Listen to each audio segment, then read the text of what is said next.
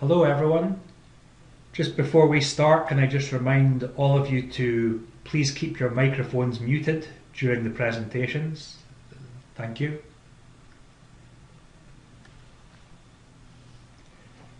Okay, thanks everyone for joining us and welcome to the official launch of our latest version of our IP software product.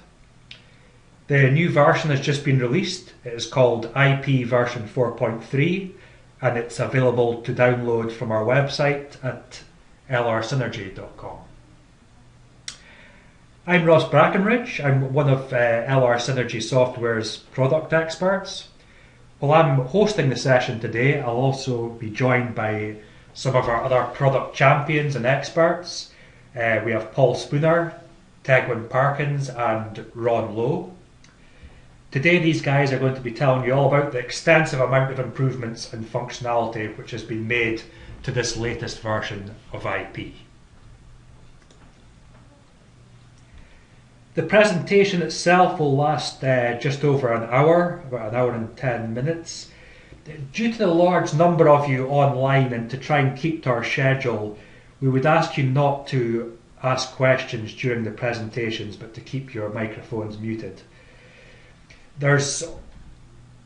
Although we will have questions at the end, there's too many of you to have an open mic session. So what we would ask you to do is during the presentations, if you would like to ask a question, could you email that question to this email address?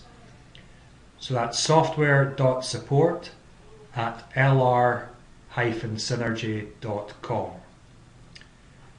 I'll just leave that up there for a moment for you to take note. So we'll monitor this mailbox during the presentations. When we come to the end of the presentations, we will select a few questions to answer live.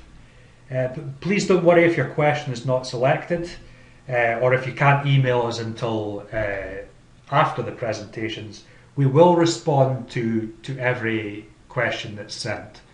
If it's not live on the webinar later on, then we will just respond to you directly by email.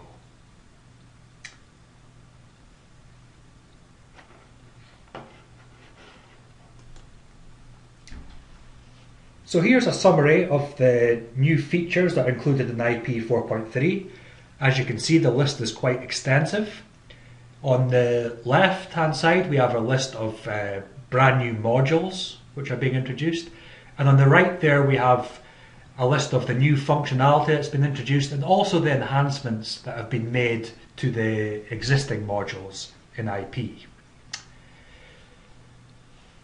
So some of the enhancements are actually quite closely linked in with the new modules. So rather than just go through the list like this, we've come up with an agenda which we think makes a bit more sense. So this is the agenda we came up with. You can see it's been split into, there's 6 main presentation sections. We thought we would start off with the enhancements that have been made to our existing petrophysics modules, because we're aware that for the vast majority of you, these are the modules that you're using on a day-to-day basis. So we thought it was important to show you how these have been improved. We'll then introduce a couple of new modules. We have the hydraulic flow units module, followed by the acoustic waveform processing module. We'll then tell you more about our Geomechanics suite of modules. So this has been vastly improved now. We've got a new Geomechanics workflow interface, and part of that workflow is a brand new wellbore stability module. And you'll see that we've also made improvements to our pore pressure module as well. We'll then introduce you to the new Geo Steering module. And then finally, the last session will be, you'll learn about our new multi-user access functionality that all of IP has built in now. And then we'll also summarise all the other enhancements that have been made to the other existing modules and a little bit about some of the improved performance. As I say, at the end we will take a few questions from our mailbox, but don't worry if we don't answer them live, we will get back to you very soon afterwards. Okay, so let's get started then. So the first session is by our product champion Paul Spooner. So over the next 20 minutes or so, he's going to tell you about all the enhancements to our existing petrophysics modules, and he will also introduce the new hydraulic flow units module.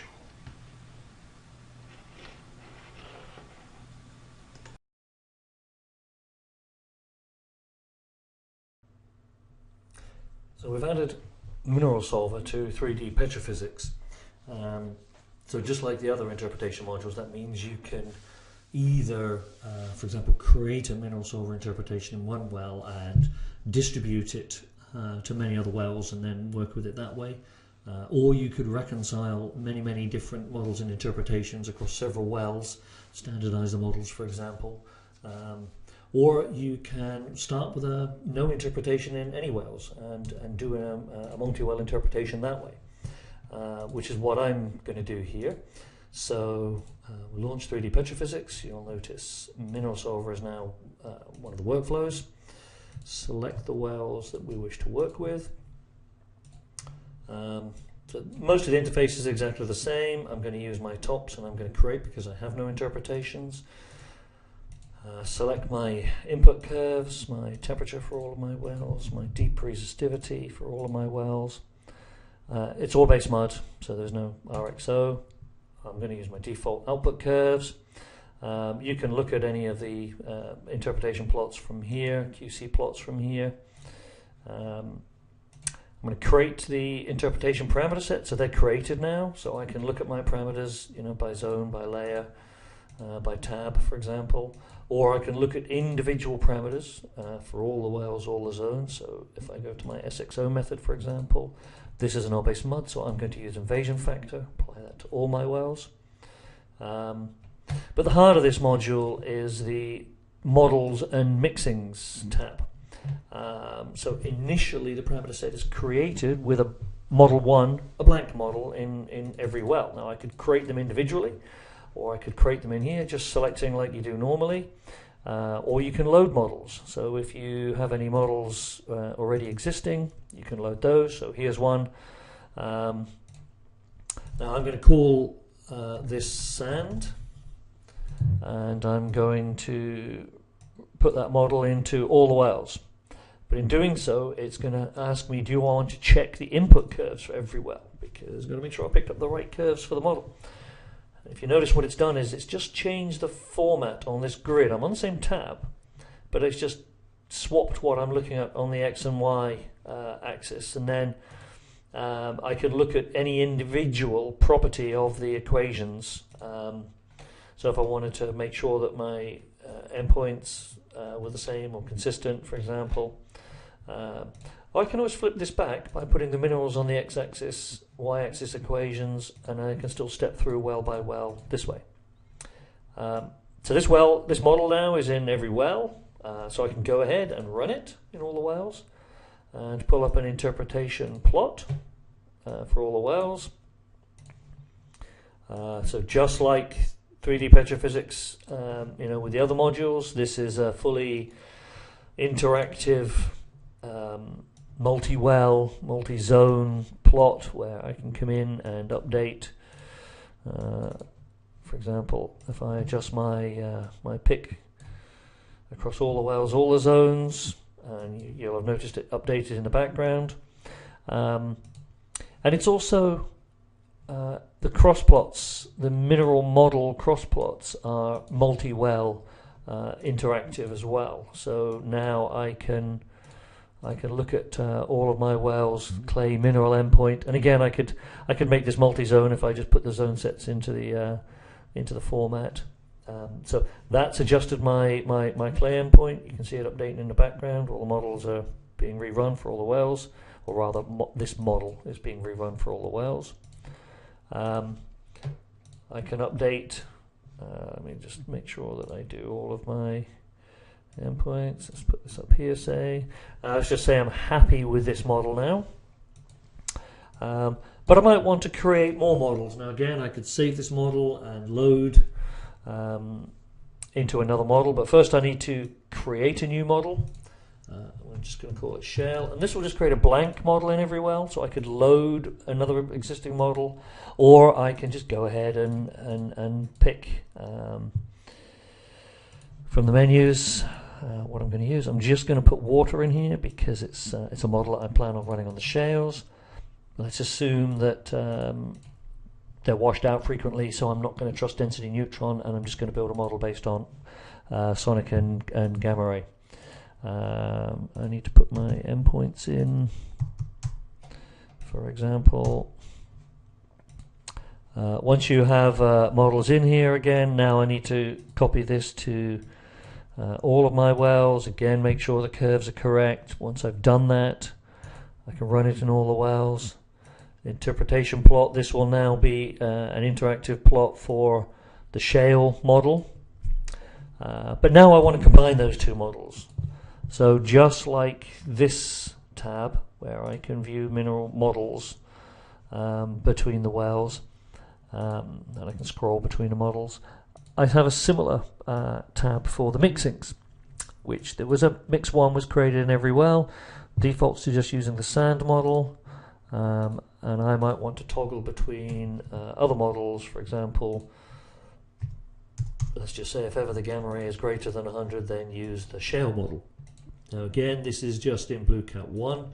It's not there in BlueCat 2 and BlueCat 3, so I'm going to have to replace this mixing in the other wells to replace mix 1 in those wells. Now that I've done that, if I now run it in all the wells, make the interpretation plot, and now you'll see that the interpretation plots are showing you the the mixings. So we've got where model 1 is being used and where the shale model is being used. So for example, shale model's there, sand model here, where it's toggling. So that is the quick whistle-stop tour of Mineral Solver in 3D petrophysics. So we've added a couple of upgrades to self-organizing maps as well. We've provided other maps that you can actually use rather than the traditional square map. You can now do a hexagonal map and a spherical map. And we output a calculation of what's called distortion, so that you can see the differences in the maps from a mathematical perspective. And this distortion is a measure primarily of what's called the boundary effect. And what you should see is that a spherical map is mathematically superior. So if we actually have a look at that, so here's a well where I've built a very simple fascies model. I have core fascies and I've just used some log curves, single well. And the square map, conventional, that I built here has a distortion of 1.9. So if I build a hexagonal map, now what this is all about is nodes that are in the middle of the map have neighbours all the way around them, whereas the ones on the edge do not have neighbours all the way around them, and that skews the computation in multi-dimensional space. It introduces a distortion.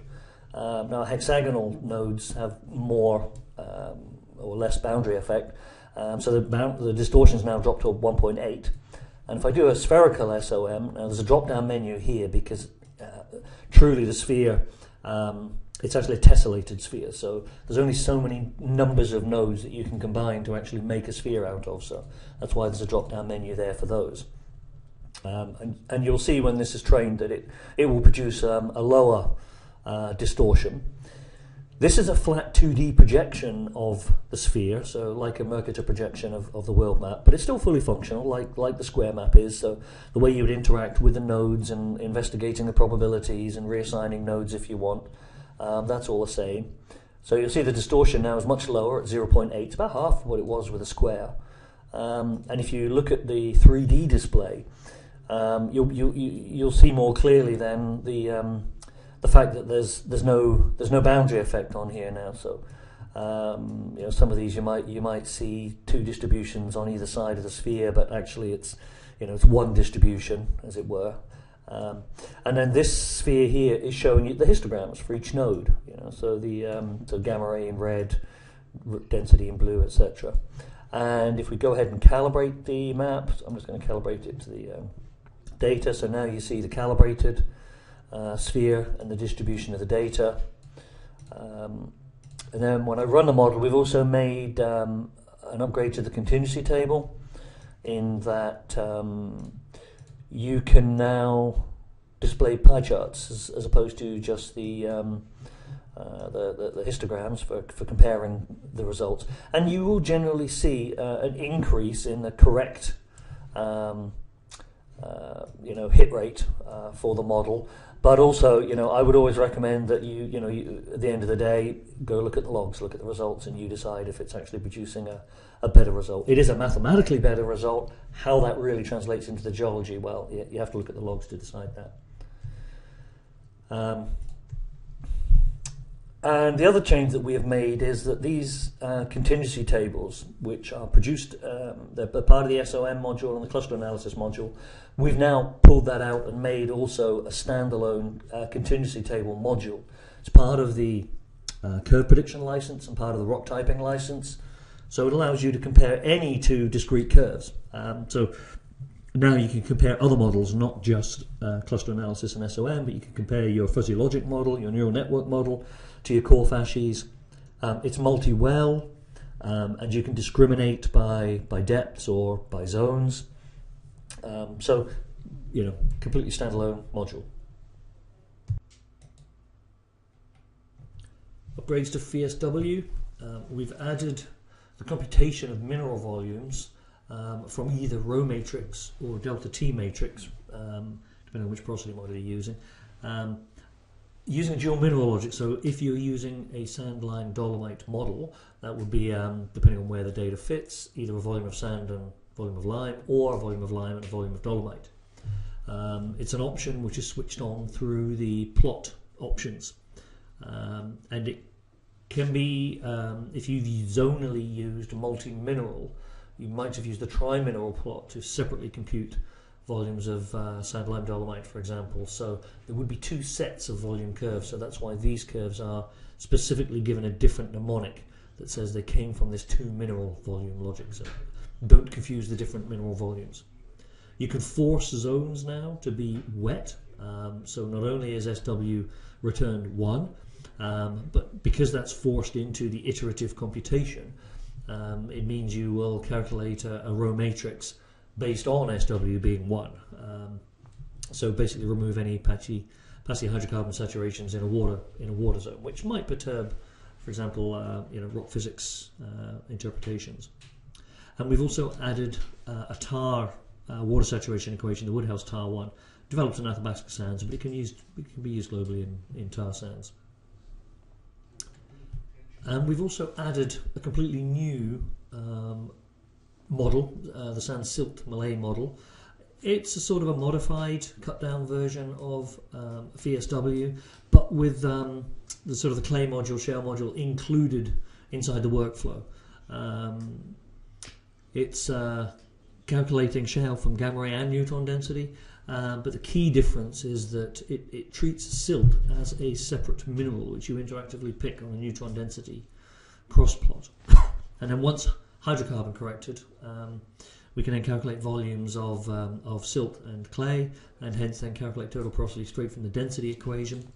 And there's a variety. There's Waxman-Smith's, Juhas, dual water, or Archie-Feety total porosity, total saturation equations. Then we'll output effective porosities and saturations. And this module can also be Monte Carlo'd as well. So if we have a quick look, I have a well here that is it's a silty gas sand. So if I launch the sand silt Malay model, standard log inputs, neutron density, gamma ray, resistivities. I've already been through the interpretation, so it's already here. There's a variety of saturation equations can be used, as I say. There's a couple of key features to this. One is the methodology for calculating SXO. So it can come from, zoom in a bit. So it can come directly from your RXO measurement, or this is showing you the V-shell computed from the gamma ray based on your picks, and then from the neutron density. And on the neutron density cross plots, there's two cross plots. There's the there's the corrected one and the raw log. So for example, in this zone in here, you can see the influence of the gas, but based on the hydrocarbon corrections, ideally the data should fall inside. And then we treat the silt point here as being as a separate mineral. So as you move that around, you'll see the volume of silt now is being determined based on the silt point, which is here as a matrix point. Now you can then balance between, if there's a mismatch between your V-clay from the neutron density and the V-clay from the gamma ray, you can use that to drive SXO instead. So under the logic options, instead of using the RXO curve, you can, let's change it for all the zones, you can use the neutron density separation, which will give you a different answer. That's pretty much really. Most of the rest of it is like you would expect it to be from an interactive module inside IP.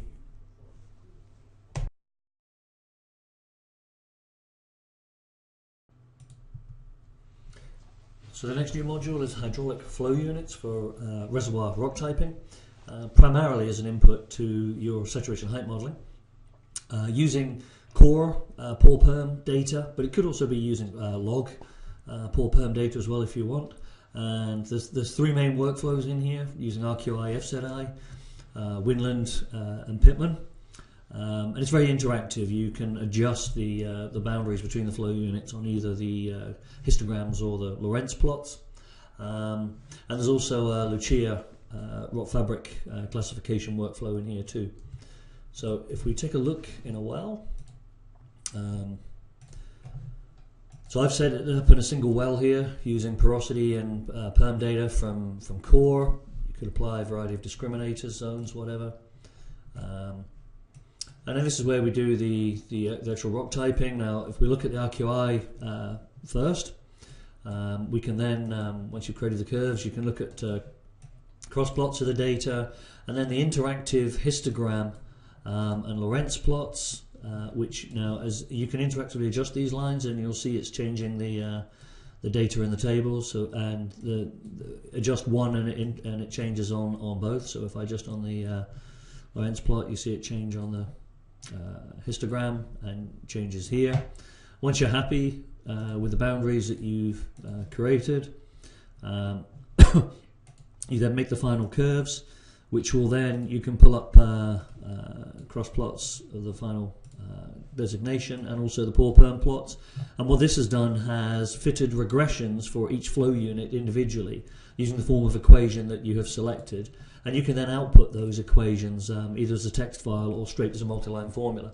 So you can then go and apply that in the wells to calculate permeability from the log-derived porosity based on these hydraulic flow unit classifications. Now, to do that, you would then need to create a hydraulic flow unit at every depth in the well, and typically that's going to be done with either a cluster analysis or SOM or a predictive tool to be able to derive the flow unit at every point in the well. There's a similar workflow with exactly the same interactive crossplot methodology for Winland. For Pitman, the only difference is that there's the full range of relationships in here, but other than that, everything else is much the same. So you still get the same interactive plots, just being derived from a different data in the first place. And then Lucia. So there's the Lucia classifications here. Same sort of idea. You can interactively adjust the boundaries if you want, or just use the default Lucia ones. And again, you'll get equations for each of the rock fabrics or rock classes.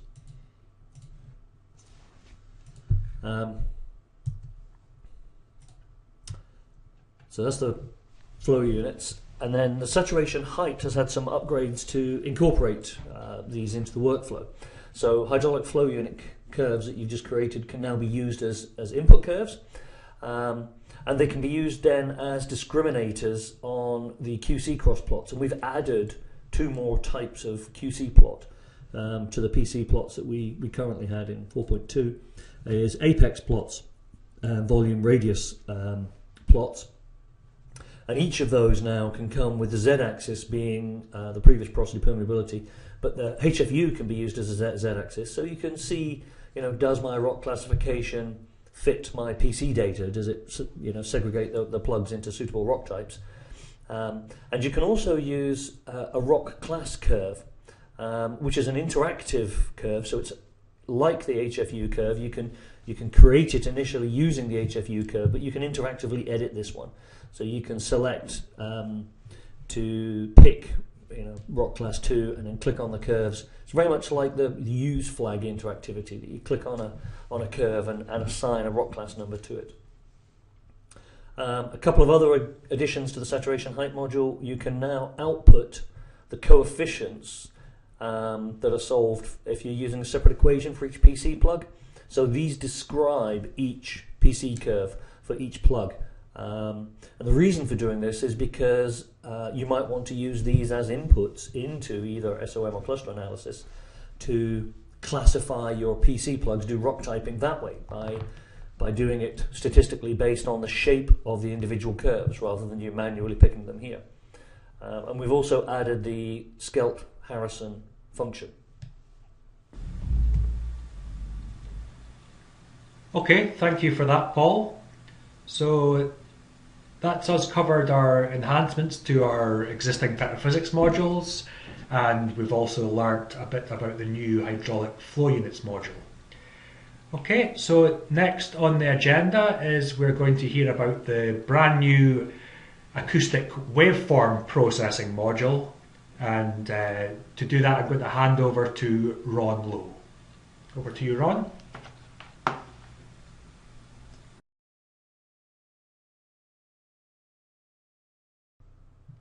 With IP 4.3, we've added a new module, Acoustic Waveform Processing. What this does is to take the original raw acoustic waveforms as supplied by the service company, apply semblance processing to derive a correlation VDL, from which we can then repick the slowness curves. In addition, we can perform frequency processing, which we can use for dispersion assessment and correction. Also, if we have full inline and cross-dipole data, the module can perform anisotropy processing and generate an anisotropy map around the wellbore.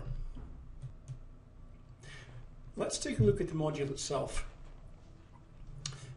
We point it to the set containing the original waves here, and we then tell it which type of tool we've got. In here, there's a wide selection of different tool types. This particular one's a Baker X-Max, so I'm going to select that. This causes the module to pick up all the correct curves out of all the curve set. In this example here, we have monopole waves and inline and cross dipole modes available. You can select which modes you want to process simply by checking them on and off using the checkbox here. In this example, I'm going to just check off the dipole for the moment and process the monopole by itself.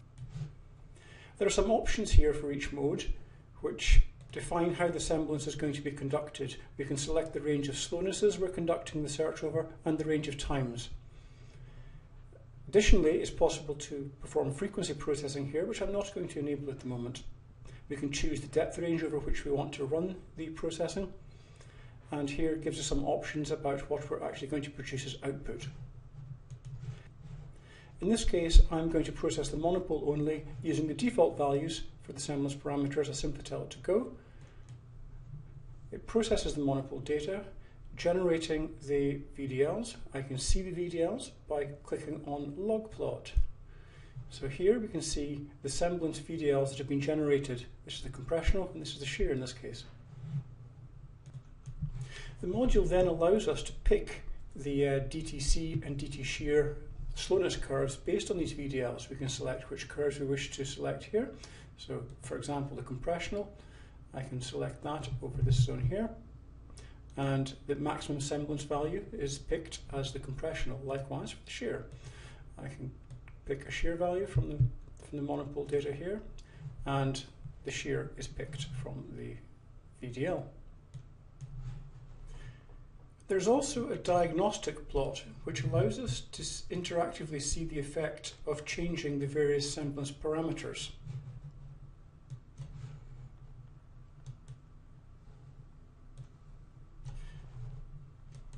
The diagnostic window has a tab for each of the tool modes, and it allows us to interactively examine the effect of various changes in the semblance parameters. Here we see the original waveforms, here we see the 2D semblance map, a frequency analysis, and a frequency versus slowness plot.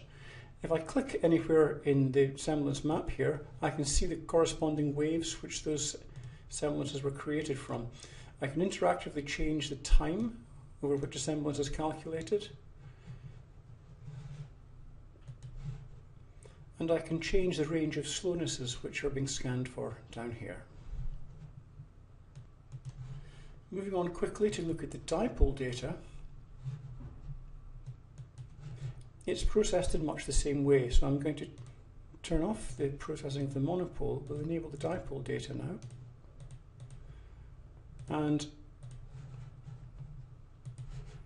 we can see the result of processing the dipole data.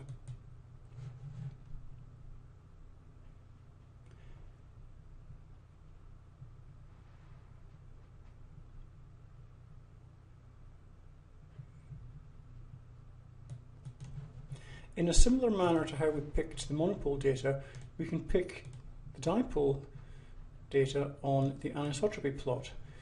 We are presented with the XX and YY VDLs, so we can pick a shear XX and we can pick a shear YY using these interactive boxes like that. The module can perform dispersion correction and assessment on the dipole shear data. To do that, we can have a look at the diagnostics pane here.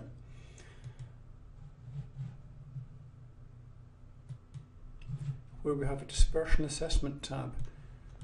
This brings up a plot of the frequency versus slowness plots for each mode. We can choose which one we're looking at by selecting these checkboxes down here. I'm going to leave just the XX mode turned on. You can go to any depth you want to go to by simply typing a number here or whatever. The bubble plot here shows the slowness versus frequency. We can fit a regression curve through that. We can bring up a cursor, which we can use to estimate the lowest value of the slowness being picked by the regression. This is output as a dispersion corrected shear curve. If we have a complete set of inline and cross dipole data, we can make an anisotropy assessment. We do that by turning on the anisotropy preview pane.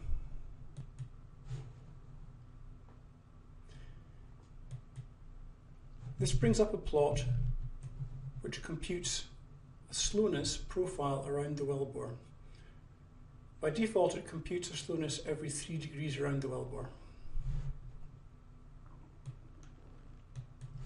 We can run the anisotropy processing over the entire well by turning the outputs on and telling it to go.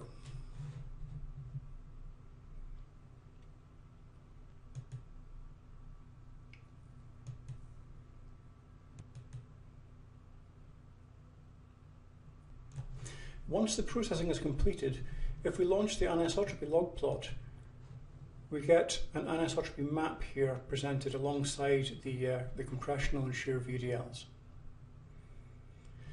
And that concludes our brief tour of the acoustic waveform module. Okay, thanks for that, Ron. So that's us about halfway through our agenda. Next up, we're going to go back to Paul Spooner. He's going to tell us about the new Geomechanics workflow and the new additional module, wellbore stability. Over to you, Paul.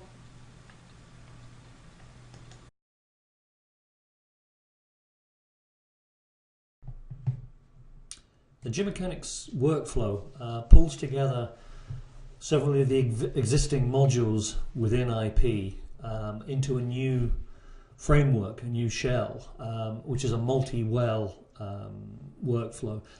very similar to 3D petrophysics. So for those of you familiar to using the 3D petrophysics for a normal multi-well interpretation, this shares a lot of common features.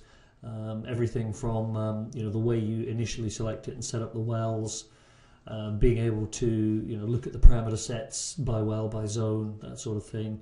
The 3D parameter viewer, run all wells, make interpretation plot. All of these sorts of things, are exactly the same as 3D petrophysics. Some of the modules that go into it that currently exist have been significantly upgraded to extend the workflows. So, for example, the strength part of the workflow menu here kind of groups things together by depending on what you're doing, and the rock strengths. This is an upgraded version of what went out with Sandpit 3D for your strengths and moduli. So creating a UCS to get potentially a TWC if you're going on to sand failure analysis. If you've got core data for calibration, you can map that in as well from the outset, so that you can calibrate things like the Poissons and your Young's modulus, as well as your strength data, your UCS. The existing density estimation modules, overburden, so the vertical stress module, and the pore pressure, they're linked in with this module as well. Pore pressure has had some upgrades, which I'll explain in a minute. And similarly, the horizontal stress is the horizontal stress module that was released as part of sand failure. Wellbore stability is the major new component of this framework. So that's the big beef in this, as it were. And then Sandpit 3D is integrated into this workflow. So anybody who currently has a Sandpit 3D license and has done interpretations, this will operate inside this new framework. So it'll just work seamlessly then in a multi-well environment. So that's like an extra upgrade for free, getting it multi-well as well as multi-depth. The Geomechanics, the wellbore stability module is built to be very interactive and easy to use. There's a wealth of plotting options in here, and polar plots that you can pull up, sensitivity analysis, and looking at damage angle, or looking at the mud weight by or failure by azimuth or by deviation, or there's a lot of interpretation plots in here. And a lot of different failure models are included as well. And as I mentioned, pore pressure has had an upgrade. So let's just take a quick look at this. So here's an example I've already got set up for a variety of wells in here. And so for each of the multi-well components of this, so the mechanical properties, for example, you can see here the wells that I've loaded. These are my input curves, and some of them are modeled curves, and some of them are curves from existing wells. So I might be building a model here to predict the failure maybe in a well that we haven't drilled yet. So they're pseudo, they're modeled from the seismic or whatever. Variety of output curves, and there's a lot of curves in here, so you can switch a lot of them off if you don't want to use those models, or you don't believe in a neutron model, for example. Units, and then the parameters, so you can look at all of the individual parameters, and this is where some of the improvements are. There's more models now for the friction angle, for example, but a lot of these are similar. There's more strength models are being applied now, so there's carbonate models, shale models, as well as sand models, because originally this module was written for Sandpit 3D for sand failure. So initially it only had sand failure models, but now it has a variety of failure models in here as well. So there's a lot more flexibility into this. And there's a lithology parameter which you can set zonally, which will drive which options are available in which intervals. And again, you can look at the parameters by zone as well. So you can toggle through the various zones, and you might have changed, things by zone. Then you would run all wells, make an interpretation plot. I'm not going to look at that one just now because it's a little bit boring. Similarly, the horizontal stress module, it's yada yada yada yada, lots of buttons to press. Wellbore stability. Let's have a look at the. So if we look at the parameters in here, so there's a variety of failure models in here. So there's more Coulomb, modified ladder, Hook Brown. They're the main models that we have in here. But if you then actually run the interpretation and look at it, this is an example of the sort of the multi-well plot that you would see. So this has been modeled all the way up to surface with an air gap. And if we come back down and look in a reservoir interval, and apart from just looking at the the mudweight window and stuff on here, we can pull up a variety of histograms of all of these curves as usual. But this is the cool stuff. So we can pull up, for example, looking at a polar plot. And it's interactive, so if you just move the line and look at different places, it immediately updates for those depths. And for any given line that I'm looking at, if you click on it, there's actually a variety of plots you can pull up. So we can look at a deviation sensitivity plot, or we can look at a azimuth sensitivity plot, a damage angle plot that you can put a tolerable, allowable breakout width on there. So each one of these is a separate individual plot. You can just toggle between them, or actually, if you want, you can tear these off and start building a kind of a composite window if you want. So we can pull this one over here and stick that in here. We can put that one in here. So you can build up composite plots in here in whichever way that you want. Now, one of the first things you'll probably realise on here is that you're probably going to want to have unlike I've got here, at least dual monitors and a separate monitor, because you're going to start generating a lot of plots here. Pore pressure has an upgrade as well. One of those is a significant speed increase, so it performs much faster now. And also you can just interactively grab and move the whole compaction trend line rather than having to edit the points. And combined with the speed increase, that makes a much more usable module. And also as well, you can add formation test pressure data points to use as calibration points in the cross plots. So if we just have a look at the pore pressure module for this well, I'm just going to go ahead and make the interactive plot. So previously you had to adjust each point individually. So as long as I'm in editing NCT mode, just hold down the shift key and then you can move the interactive lines. If you notice, they wrap properly as well. So if I was to choose to repick it here, and immediately it updates, so much faster response to edits. And on the well data, there's an extra tab here to add in the pore pressure data, so that then if you were to actually pull up a cross plot, so the cross plot would have the pore pressure points on there as endpoints. Okay, thank you very much, Paul. So that's us covered the geomechanics modules.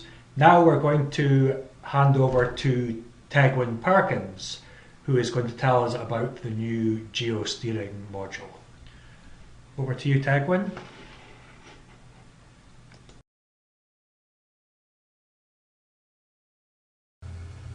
Well, good morning. This is a quick overview of how the Geo Steering module works.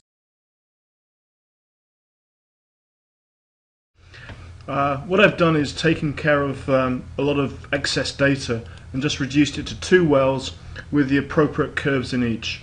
In the target well, the well that we are trying to steer to, we have basically the TBD, the gamma ray, the depth curve, and then an annotations curve that we'll add in at the end.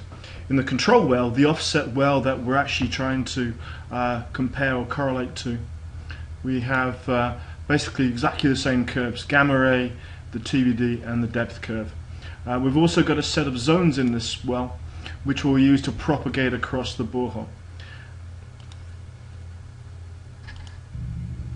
So let's get started. You'll find the new Geo Steering module in the Advanced Interpretation menu pull down, and it's right at the bottom. Has some sort of chili pepper next to it. The first dialog you see when you first launch this application is basically the dialog that lets you select the input curves. You can geosteer either using the same well, where you can then control or geosteer to the toe by using the heel, or you can use an offset or control well. In this particular case we have an offset control well.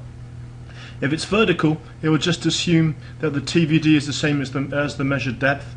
In this case we have a slightly deviated offset well, so we're going to turn off that vertical control well tick box.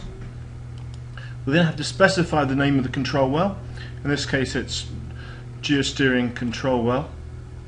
The zones, this is the zone set that we had in the offset well, the control well, and it's called Geosteering zones, standard IP zones. If you don't have a set and want to build some, then you can click on the new button, type in a name, and then go straight into the standard well management or zone management tool. Under curves, this is where we specify the inputs on both the target and the control well. So the TVD well, you need to have a TVD, a depth curve, raw depth, and then a correlation, which is in this case going to be a gamma ray tool. On the control well, exactly the same things. Raw TVD, raw depth, and then a gamma ray. There is one condition in the current version, which is the Visual Basic version, is that the depth increments have to be the same. So typically we try and keep all the curves in the same curve set. In the new C# version coming out in a later version of 4.3, we'll be able to mix that up a little bit. Additional curves basically allows us to look at additional curves on the display. Right now they're purely for visualization purposes only. Only limited to single value curves. We can't put arrays in there yet. You can also specify a planned trajectory, and this is an example of maybe, well, you would have already planned the well. It costs millions of dollars to do this, so you would have planned the design of the well, and hopefully you try and steer to that plan. So often than not, things do not go as you plan. That said, what I'm putting in here is actually the results that we've actually drilled, so it's going to be a perfect match, but typically they won't be. When that's all been done, we'll come back to annotations in a minute, we hit OK and we launch into the main screen for geosteering. So let's get down to business. First I'm going to just rescale the screen just so we can see more detail, and then a quick overview of what the dialog looks like. Along the top we have basically information about all the input curves, the well name and the TVD and the depth. We've also got a configure button which will take us back to that original dialog that allows us to select all the inputs. Number of little buttons along the top which for the sake of now we will come back to. Let's first concentrate on the left hand side. This window down the side here basically shows us the offset well gamma ray. Right at the bottom you'll see the 4 zones of interest that we have. To zoom in, there's a button up here on this little dialog. If you click on this, and then you can rubber band around them to see what's going on. One thing we notice is the gamma ray is a little offset to the right, so I can click on the actual screen, type in 300, and that'll centralize my gamma ray for you. It also does a color normalization on that bottom track. We'll address that in a few seconds. One of the things we do notice between on this 2D display, the gamma ray on the left hand side, which is the gamma ray on the offset well, doesn't really have much color correlation with the gamma ray along the bottom. So the first thing we would likely do here is to come in and then run a histogram normalization on the 2 gamma rays, so at least we'll be able to do a visual correlation between the 2. To achieve that, you've got to turn on the normalization function. There's a little checkbox right there. That makes this little histogram dialog alive. You click on that and then you can come into the histogram normalization. Now the first thing to do is to try and capture like for like data. So maybe extend the zones that you have, a little bit down, a little bit up, and let's see what happens.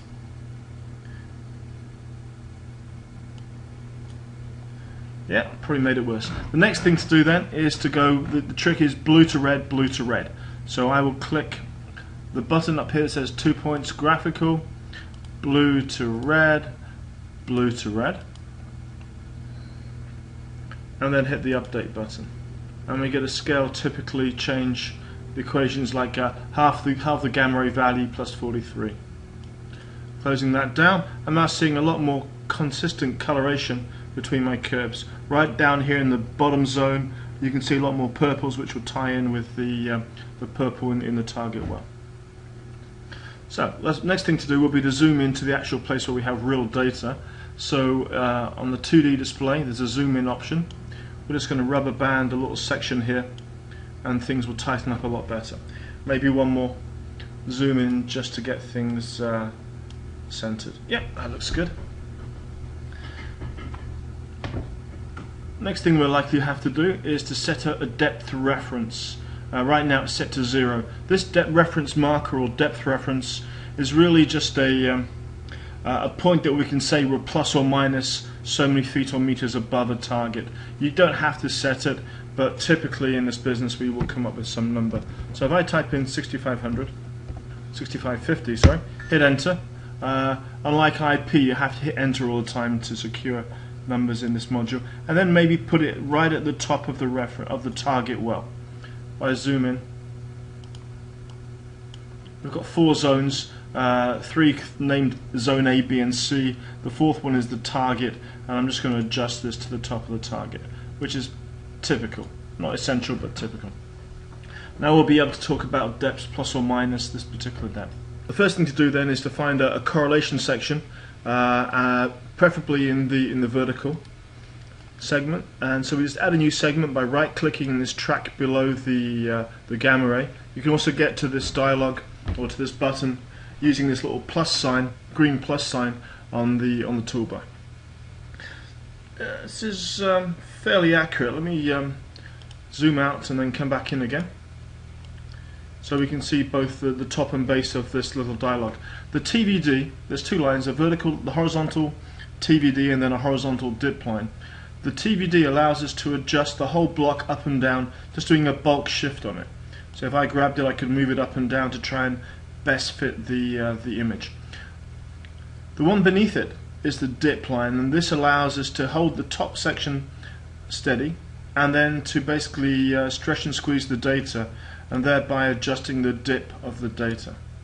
In this particular section it should be fairly horizontal, so we should be able to come through with a flat dip.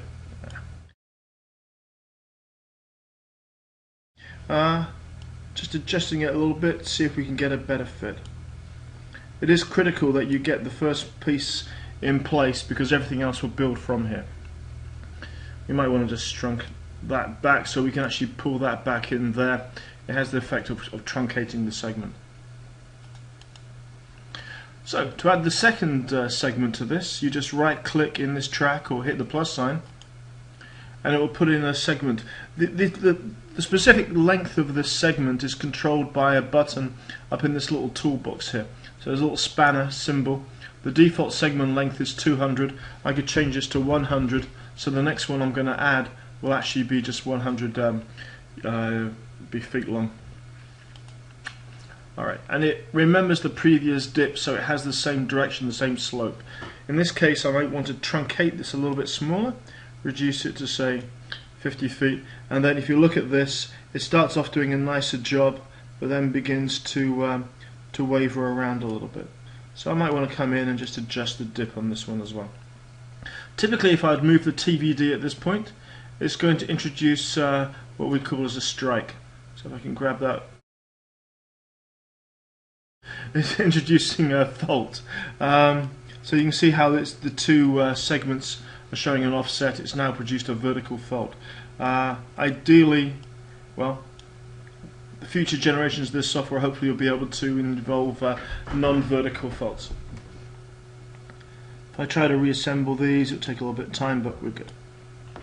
Okay, and then the idea then is to carry on building up this correlation by adding additional segments and adjusting both the top and dip for them. So, zooming in again. One thing with the zoom, you have to click and hold the left button down and then drag down, etc. Once you've done that, you can then come in and adjust. Notice that sometimes the best correlation is actually achieved by going back up. So in this case I've got the dip line is now above the TBD line. And one carries on adding segments in a similar fashion. There you go.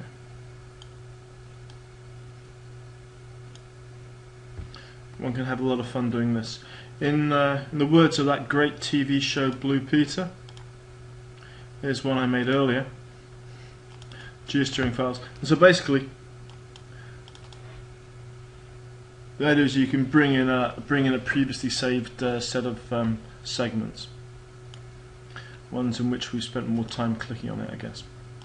So I can zoom into this, and you can see what's happening. We are correlating something like on the vertical section, maybe 10-15 feet of data. We're correlating 1,000 or even 2,000 feet of data to it. So it's very sensitive in how we're displaying it. Just above the gamma ray at the base, we have a predicted curve line. If I turn this on, you can see how well that correlation matches. And in this one, the one that was saved previously, it's done a fairly good job of recognizing the results. Turn that back off. Right, so a few other buttons to play with. Up along the top here we have the black-white conversion, so you can look at it with a white background. Apparently Apache prefers the white background these days. I'll stay there. We've also got the logs display. So remember we picked 2 gamma rays on the configuration tab. We can display these here. In an ideal world we'll be able to bring in an image, and then you can do a comparison between the dip found on the image with the dip that you're picking off the 2D display. There's some buttons down the right hand side which just change the display for the 2D screen. By default it just shows you the zones propagated across the section. I can also color code them with the value of the log, or I could just put it clear so we just see the well path without the zones interfering. Typical, we'll work on the zone display. It gets a little busy otherwise. We can also just look at the log, the well path color coded by the log value, or we could look at the individual segments. These correspond to the colors of the segments along the bottom.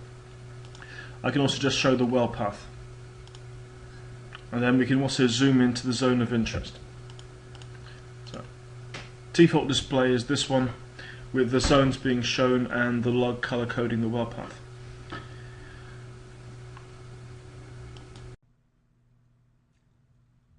Okay, thank you very much for that, Tegwin. We hope that gave everyone a good overview of the new Geo Steering module. We're going a little bit over schedule, so we'll just get straight on to the next section. So this will be the last presentation for today. So we're going back to Paul Spooner. He's going to tell us this time about the multi-user access functionality that we've added to IP, and also all the other enhancements that have been made to the other advanced modules in IP. Okay, over to you, Paul.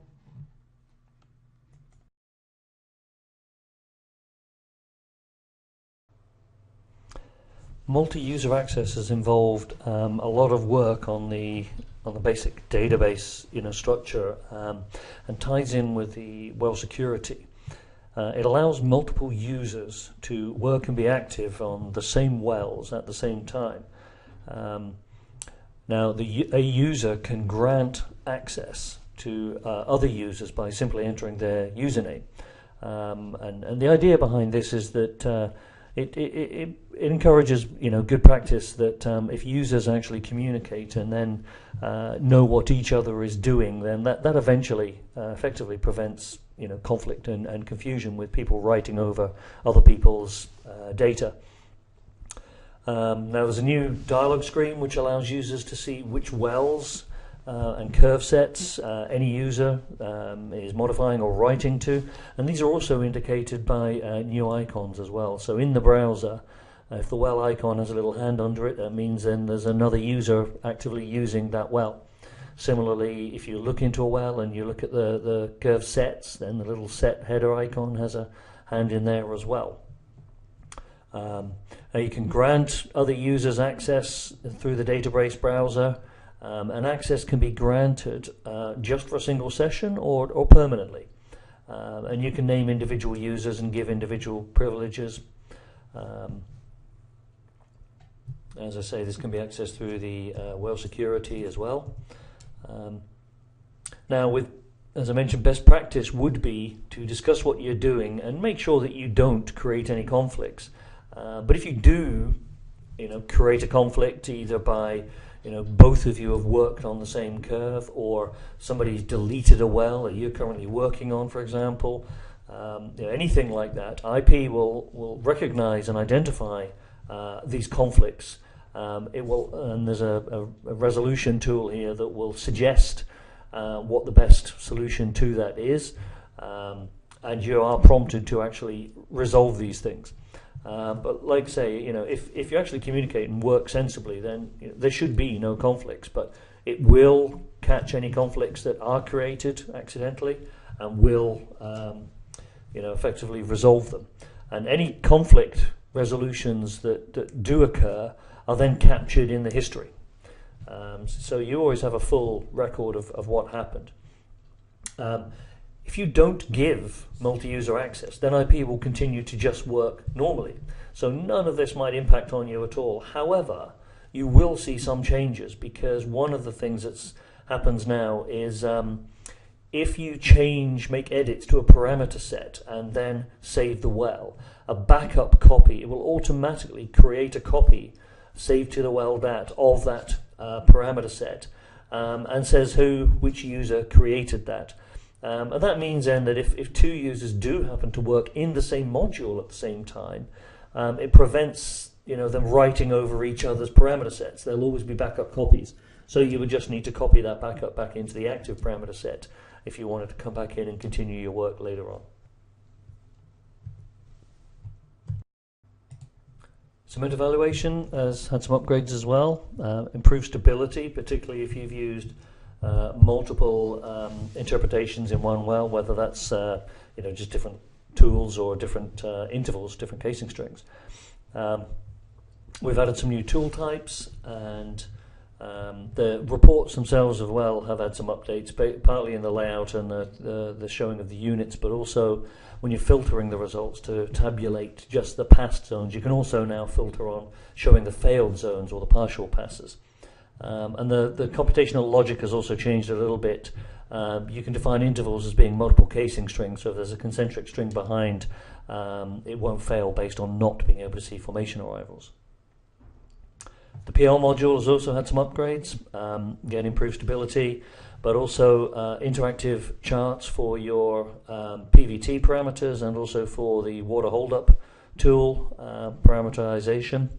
And you can create now composite plots, not just of the PL curves and interpretation, shut-in flowing, different flow rates, etc., but also with all the open hole data. There's an easier way of handling that now. Image analysis, quite a lot of incremental tweaks and upgrades in here. The main area of new functionality is thresholding via histograms, via a static normalized image. You can apply multiple thresholds on a histogram of the data, and have it either on more than or less than, for example, pick up the low resistivity features or the high resistivity features, etc., maybe for a sand count, or for a secondary porosity count or fracture porosity count. It'll output cumulative and continuous normalized counts for these. And you can plot the histograms as mini plots on the log plot. A variety of tool enhancements, so some improved templates and new templates. You can duplicate a tool, so if you just want to make a minor edit yourself, it's easy to do. Wellbore cross sections, add some updates, showing of the inclinometry, improvements to the center reprojection. Variety of improvements in the image generation, better handling of negative values, negative conductivity, a new depth align correction to account for the sometimes you get residual errors between the different rows of the buttons. It'll tidy that up, and a lot more different types of filters are now available for the enhancements that get applied to the bitmap on the screen. We only had about 4 of those before, so 4 or 5 now. There's a whole range of them. Also some enhancements to the interactivity in the tadpole track and the listing in the curve header of them, improved speed corrections, etc.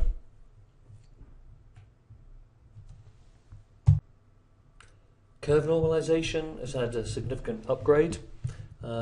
Still accessed through histograms, but we've changed the interactivity to make it much clearer and simpler as to what you're doing.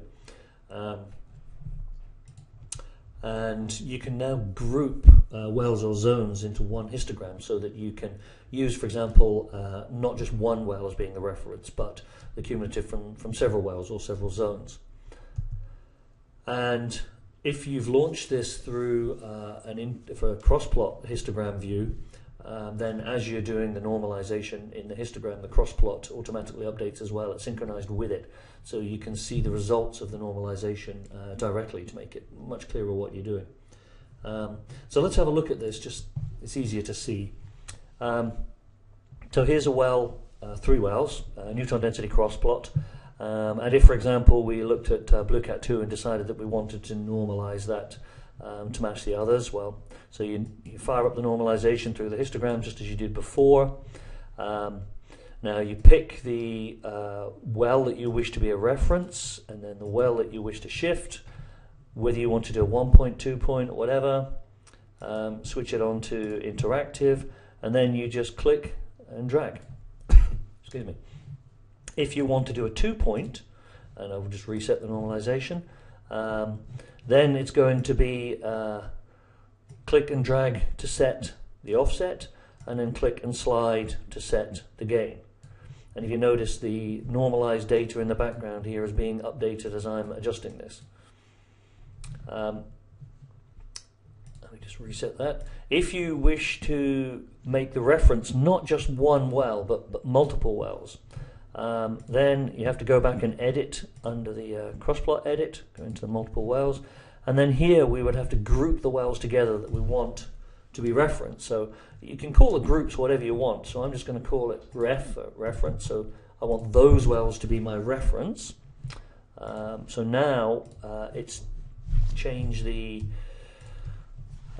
color assignment, so it's grouped those two together. So now when I come into the normalization, I don't see BlueCat 1 and 3, I just see the reference, I see the grouped wells. So I wish that to be my reference, and now I'm going to normalize BlueCat 2 to that. Sorry, BlueCat 2. And then if you normalize, so now you can normalize to multiple wells. You can show the original curve on there. You can do it as histograms if you'd rather normalize on histograms.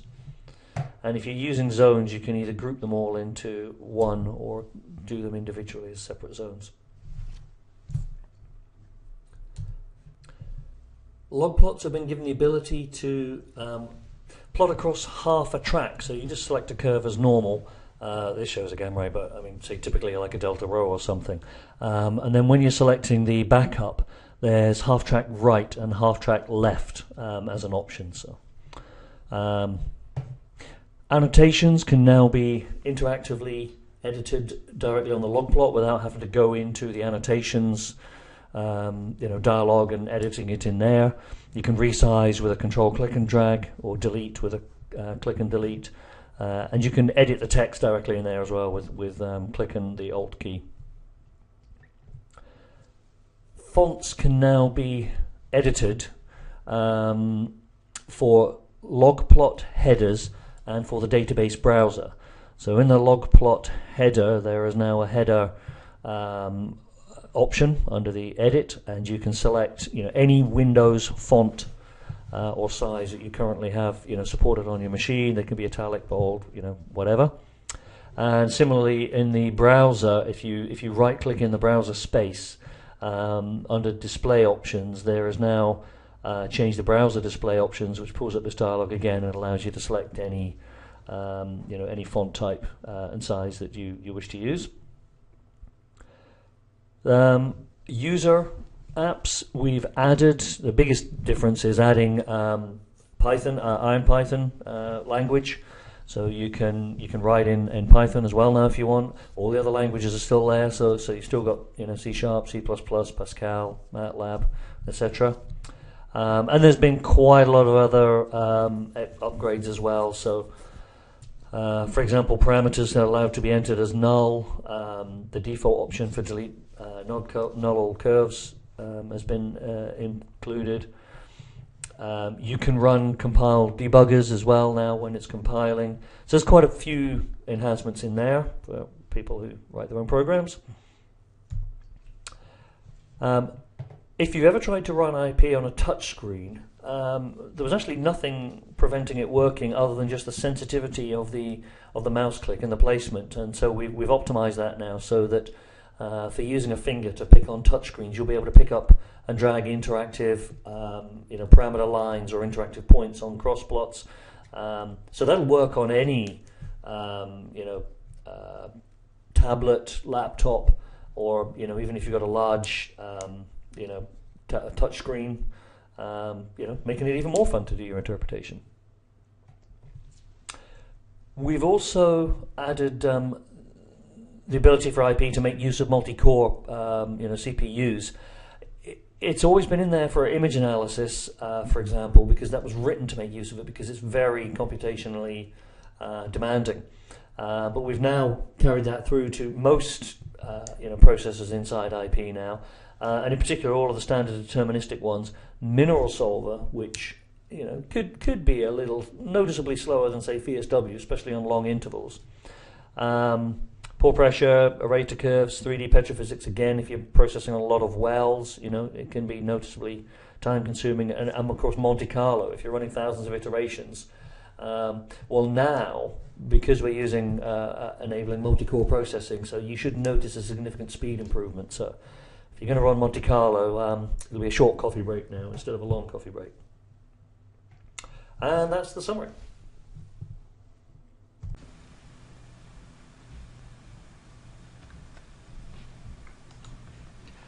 Okay, thank you very much for that, Paul. So as you can see, that brings us to the end of our presentations for today. We've covered all 6 sections. We're running a little bit over schedule. Apologise about that. So just before we go on to have some questions, I would just like to talk a bit about training. So if you think you require any training on the modules that you've seen today or IP in general, I would encourage you to go onto our website. So if you go into LR Synergy, there's a software section, and within that there's a software training section. So in there you'll see that we have structured courses for IP and our other product ODM. We have courses that are designed for beginners who are completely new to the software, but also for experienced users who are more interested in learning about the advanced features of the modules. We run these as public courses, but we can have in-house courses. A lot of our clients prefer that. And if we're having a private in-house course, obviously we could make that flexible in terms of the content of the course and also the duration of the course. So if you'd like more information about training, you can contact your Synergy account manager. If you're not sure who that is, you can email software training directly. So that's software.training@lrsynergy.com. Okay.